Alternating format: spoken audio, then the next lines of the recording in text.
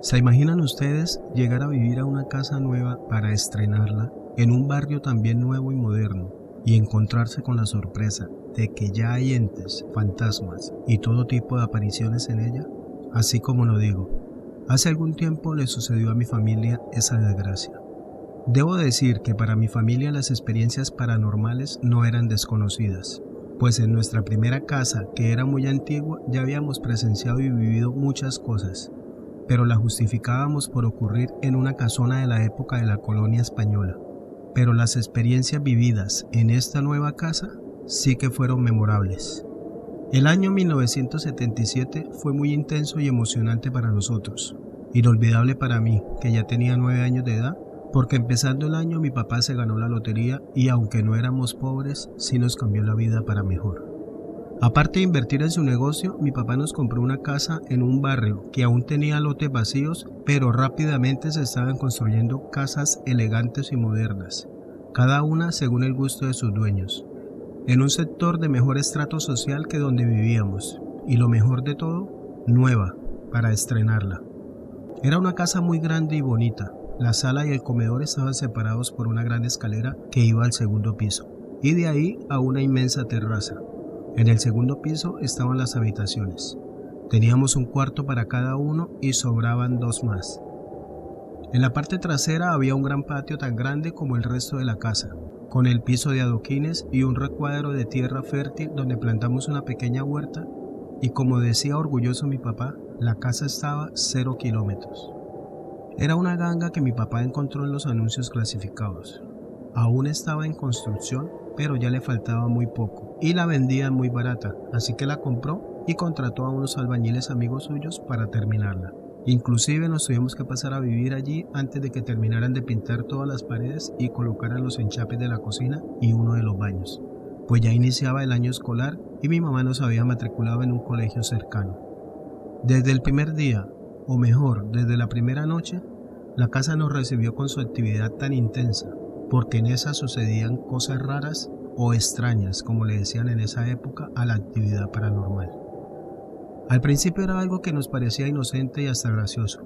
Muchos ecos de las actividades diurnas, algunos sonidos y palabras de las conversaciones que se decían de día se escuchaban en las altas horas de la noche.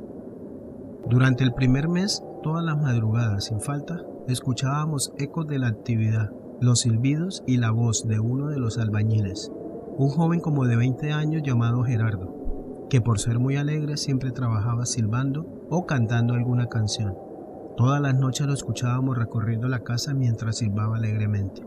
Como nos parecía graciosa tal actividad, mis hermanos y yo jugábamos haciendo apuestas de si lográbamos hacer oír nuestra voz en la noche, y andábamos en silencio detrás de Gerardo y gritábamos de repente alguna palabra para que nuestra voz se mezclara con sus silbidos.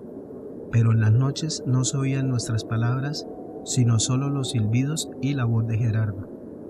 Cuando terminaron la obra y ya no volvieron los albañiles, no lo volvimos a oír.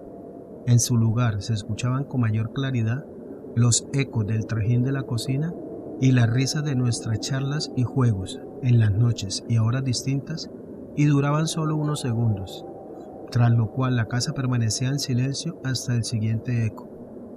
Pero varias veces y siempre en días sábados escuchábamos unas voces parecidas a las de nuestros padres, y aunque no se entendía lo que decían, sí se comprendía que estaban discutiendo, muy enfadados, como cuando se tiene una pelea a gritos, y después de unos cuantos gritos la casa quedaba en silencio hasta que amanecía.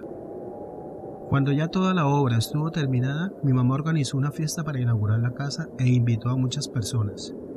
Mi papá le decía que ella invitaba hasta al perro y al gato.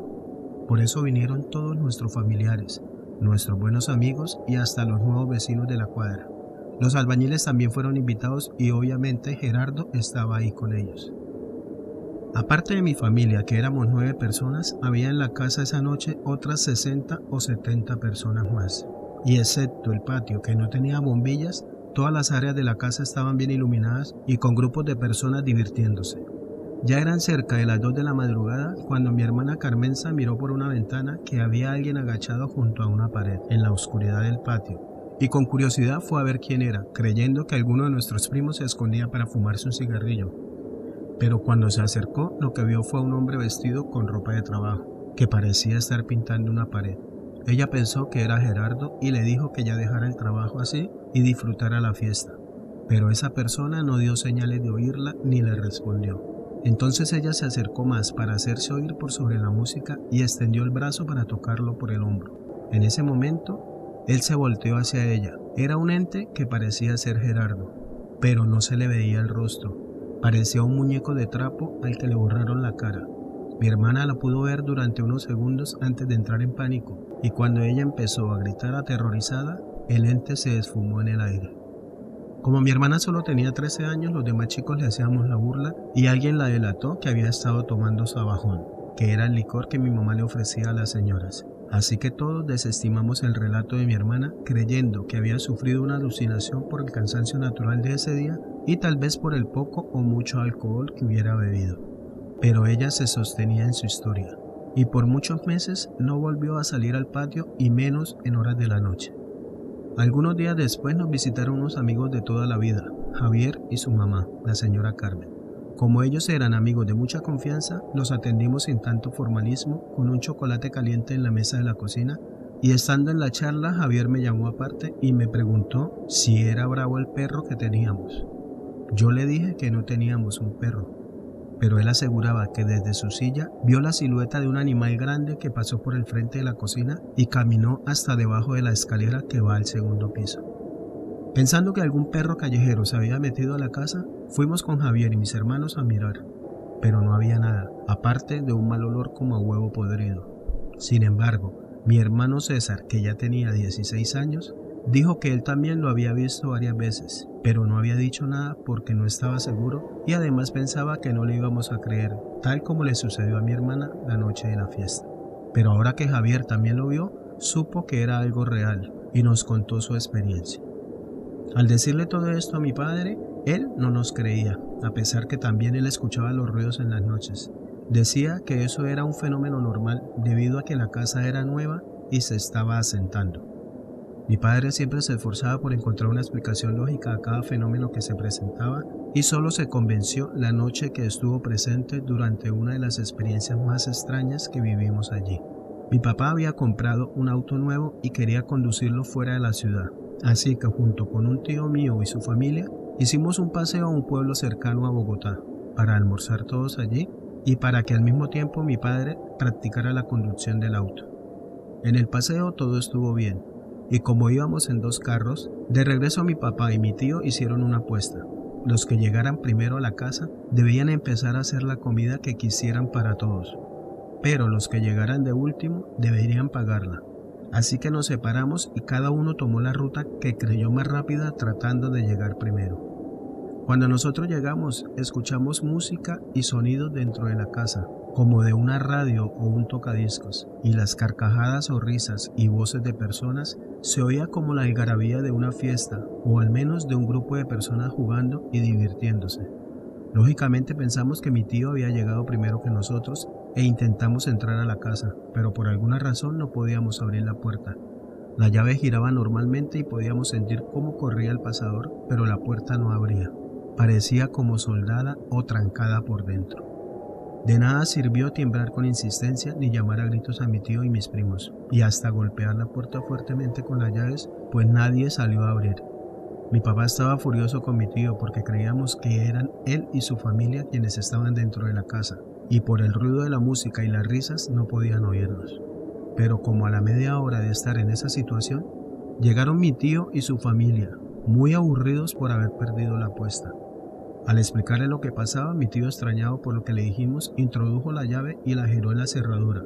Cesaron la música y las risas, y la puerta se abrió con toda normalidad, muy suavemente y sin ninguna dificultad. Cuando entramos a la casa todo estaba en perfecto orden. No habían radios encendidos ni el tocadiscos. Todas las luces estaban apagadas y tampoco se escuchaban ruidos provenientes de las otras casas. La esposa de mi tío fue la única persona que notó algo extraño dentro de la casa esa noche. En la sala y la cocina se sentía mucho más frío que en el resto de la casa, pero en ese momento no le dimos importancia. Esa noche mi papá estuvo hasta tarde revisando cada rincón de la casa, tratando de descubrir la fuente de la música que habíamos escuchado y no encontró nada. Pero pasadas las 12 de la noche, cuando ya se alistaba para acostarse, escuchó unos ruidos en el patio y se asomó por la ventana de su habitación y vio al mismo ente que había visto mi hermana el día de la fiesta. Al día siguiente, mi padre y mi tío buscaron ayuda para limpiar la casa y para bendecirla trajeron un sacerdote. El padre recorrió la casa y por donde iba pasando decía oraciones y hacía cruces con agua bendita, y también salpicó un poquito sobre nosotros y nos bendecía. Después de aquella limpia y las bendiciones, la actividad paranormal de la casa disminuyó, pero a los pocos meses empezaron a suceder nuevos fenómenos, no tan sonoros como los ecos, pero sí más aterradores. Hubo algunas cosas que nunca desaparecieron y al disminuir los ecos se hicieron más notorias. Otras cosas que antes apenas habíamos notado, como algunas sombras sin forma que cruzaban por el patio de la casa y recorrían todos los ambientes del primer piso y se hacían visibles cuando solo habían una o dos personas ahí. Cuando estábamos reunidos en familia o al menos un grupo de 3 o más personas, no se les veía. También con los meses se hizo más evidente la presencia de una entidad que de tanto en tanto hacía su aparición entre las 2 y 2:30 de la madrugada. Casi todos ya la habíamos escuchado. Sonaba como una persona pesada que subía corriendo las escaleras hasta el segundo piso. Entraba a uno de los cuartos y enseguida se escuchaba como cuando uno lleva un bulto sobre los hombros y lo descarga dejándolo caer al piso, y exhala aliviado. Por desgracia, la habitación a la que entraba esa entidad era la mía. Todavía me da susto cuando lo recuerdo. Al principio yo no lo noté, pues igual que todos escuchaba los pasos, pero no los sentía tan cercanos a mí. Tal vez porque a esa hora casi siempre estaba dormido, ya que por la costumbre de escucharlos, los ecos no eran motivo de temor ni de desvelo para ninguno de nosotros. Pero una noche yo estaba despierto y mi cuarto quedaba medio iluminado por la luz que se filtraba de la calle. De pronto la escuché. Alguien entró a la casa corriendo desde el patio y como siempre subió las escaleras jadeando. En ese momento vi a una mujer bastante obesa, con cara de angustia, entrar a mi cuarto y recostarse con la puerta, como impidiendo que alguien pudiera abrirla desde afuera. Estuvo así un instante y se desvaneció como en una neblina. A pesar de la sorpresa, no me causaba temor.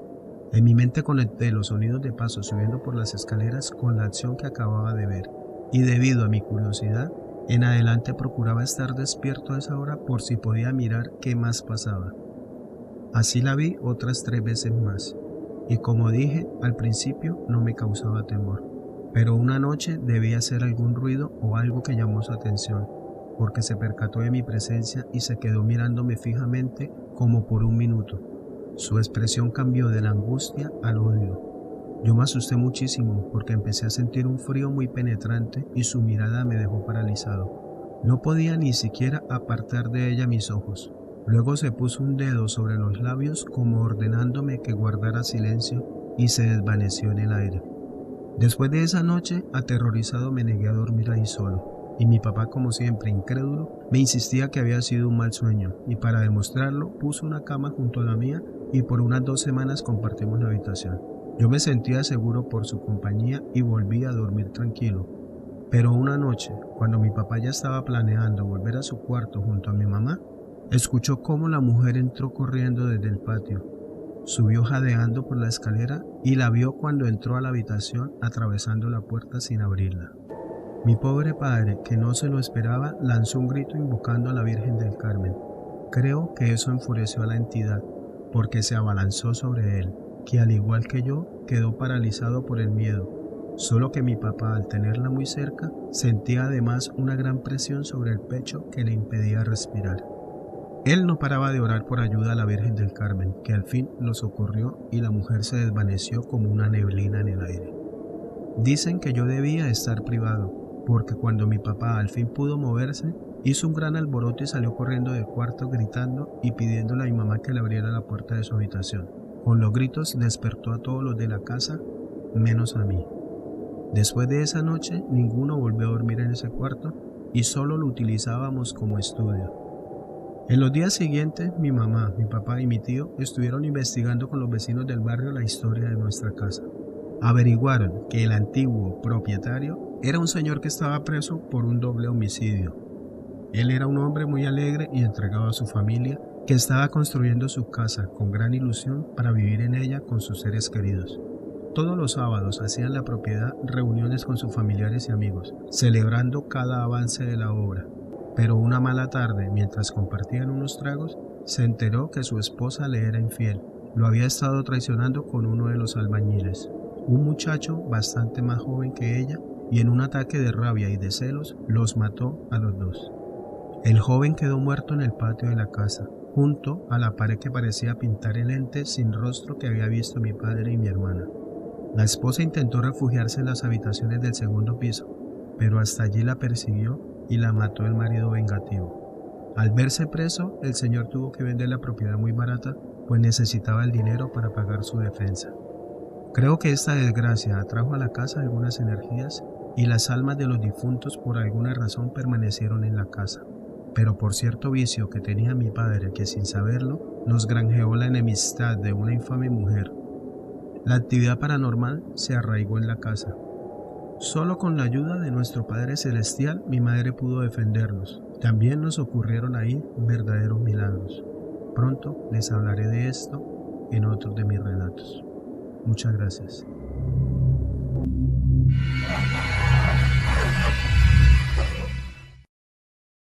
Gracias por escucharme. Y recuerda, si lo sientes a tus pies, está a tu cabeza.